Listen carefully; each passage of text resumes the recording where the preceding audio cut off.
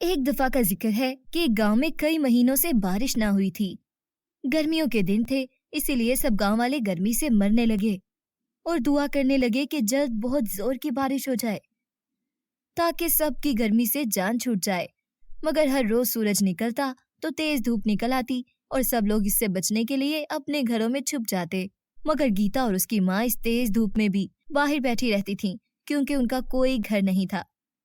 गीता के पिताजी के मरने के बाद घर के मालिक ने उन्हें अपने मकान से निकाल दिया।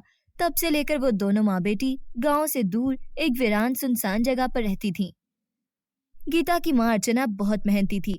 वो पापड़ बनाकर लोगों के घरों में बेचने जाती थी ताकि उन दोनों माँ बेटी का पेट पलता रहे। मगर जब भी अर्चना गांव में पापड़ बेचने जाती थी, गांव वाले उसे फौरन गांव से बाहर जाने को कहते थे, क्योंकि अर्चना की 10 साला बेटी गीता बहुत जोर जोर से रोती थी। सब गांव वाले उससे बहुत बेजार रहते थे। एक दिन अर्चना पापड़ बेचने के लिए गांव आई तो गीता बहुत जोर जोर से रो रही थी। ये देखकर गांव की एक अमीर औरत सावित्री कहने लगी, देखो अर्चना बहन, तुम गरीब हो, इसलिए हमने तुम्हें यहाँ आकर पापड़ बेचने की इजाजत दी थी। मगर हम देख रहे हैं कि तुम्हारी बेटी गीता तो बहुत ही रोती है और उसके रोने की वजह से हमारे सर में दर्द हो जाता है। पहले ही बारिश ना होने की वजह से गर्मी ने हमारा बुरा हाल किया हुआ है। ऊपर से रही सही कसर तुम्हारी बेसब्री लड़की गीता निकाल देती है। मैं तुम्हें बता रही हूँ कि गीता ने रोना बंद नहीं किया तो कल से तुम लोग गाँव में पापड़ बेचने मत आना। ये सुनकर अर्चना परेशान हो गई और वापस अपनी जगह पर आकर उसने अपनी बेटी गीता को थप्पड़ मारकर कहा, अरे तू चुप क्यों नहीं होती? तेरे रोने की वजह से गांव वालों ने मुझे पापड़ बेचने से मना कर दिया है। अगर पापड़ ना बिके तो तेरा मेरा पेट कहाँ से पलेगा। ये सुनकर गीता और जोर जोर से रोने लगी। अगले दिन अर्चना पापड़ बेचने गांव ना गई और भूखी प्यासी पड़ी रही और गीता जोर जोर से रोती रही। गांव वालों को गीता के रोने से निजात मिल गई, मगर उस दिन इतने जोर की गर्मी पड़ी कि सब लोग गर्मी से तड़पने लगे। तभी गांव वाले एक बाबा के पास गए और उससे कहा, बाबा जी कृपा करें और हमें कुछ ऐसा बताएं कि हमारे गांव में बारिश होने लगे और गर्मी की शिद्दत कम हो जाए। ये सुनकर बाबा जी कहने लगे, बच्चा, ये सब तुम्हारे कर्मों की फल है। तुम गरीबों पर तरस नहीं खाते, इसलिए ऊपर वाला तुम पर रहम नहीं करता। ये सुनकर गांव वाले हैरान रह गए। बाबा जी ने गांव वालों के पूछने पर उन्हें बताया, तुम्हारे गांव से बाहर एक अनाथ और गरीब लड़की रहती है जो कि हर वक्त रोती रहती है। अगर तुम उसे खुश रखो तो उसी वक्त बारिश शुरू हो जाएगी और गर्मी की शिद्दत भी कम हो जाएगी। ये सुनकर सारे गांव वाले समझ गए कि वो लड़की अर्चना की बेटी गीता ही है। इसलिए गांव वाले अर्चना और उसकी बेटी गीता की तरफ भागे, क्योंकि वो सब गर्मी से बेहाल थे।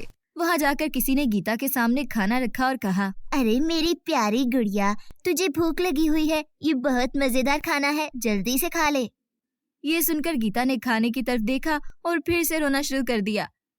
ये देखकर एक और औरत ने उसके सामने अपनी बेटी का खूबसूरत सा सूट रख दिया और कहा, मेरी प्यारी बेटी, ये मेरी बेटी का बड़ा कीमती सूट है, मगर मैं ये तुम्हारे लिए लाई हूँ, तुम ये पहन लो।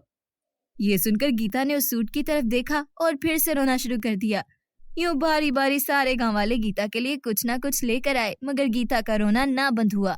सुबह से शाम हो गई और सब लोग थक गए, मगर गीता का रोना बंद नहीं हुआ। तभी एक बूढ़ी औरत कहने लगी, हो सकता है इस लड़की को भी हमारी तरह गर्मी लगती हो, क्योंकि बेचारी तो सारा दिन धूप में पड़ी रहती है। ये सुनकर सब चौंक गए और सब लोग जल्दी से घरों की तरफ गए और ईंट गारा लेकर आए और गीता और उसकी माँ के लिए प्यारा सा घर बनाने लगे। सब गांव वाले जल्दी जल्दी हाथ चलाने लगे ताकि गीता का घर जल्दी से तैयार हो जाए। फिर देखते ही देखते गीता और उसकी माँ का घर तैयार हो गया और जैसे ही गीता इस घर के अंदर गई, वो रोना भूलकर जोर जोर से हंसने लगी। ये देखकर सब खुश हो गए, क्योंकि उस बाबा जी ने यही कहा था कि जब गीता हंसेगी तभी गांव में बारिश होगी और गर्मी की शिद्दत कम हो जाएगी। फिर जैसे ही गीता अपने घर के अंदर गई, उसी वक्त बादल गरजने लगे और तेज बारिश बरसने लगी। गांव वाले गर्मी से मर रहे थे, इसीलिए सब बाहर निकलकर बारिश में नहाने लगे। उस दिन बहुत तेज बारिश हुई और सब खेत पानी से भर गए और फसलें सैराब हो गईं। उस दिन के बाद मौसम इतना खुशगवार हो गया कि किसी को भी गर्मी नहीं लगती थी। गांव वाले उस दिन समझ गए कि उन्होंने अर्चना और उसकी बेटी के साथ बहुत बुरा सलूक किया था, तभी तो ऊपर वाले ने बारिश रोककर उन्हें सजा दी थी। अब सारे गांव वाले उन गरीब माँ बेटी का ख्याल रखने लगे और उन्हें वक्त पर खाना भी दे जाते थे और उनका मुकम्मल ख्याल रखते थे, क्योंकि वो जान चुके थे कि गरीबों की मदद करने से ऊपर वाला भी खुश होता है। यूं गीता का रोना बंद हो गया और अब वो हर वक्त हंसती मुस्कुराती रहती थी, क्योंकि अब इनके पास सर छुपाने के लिए छत मौजूद थी। है।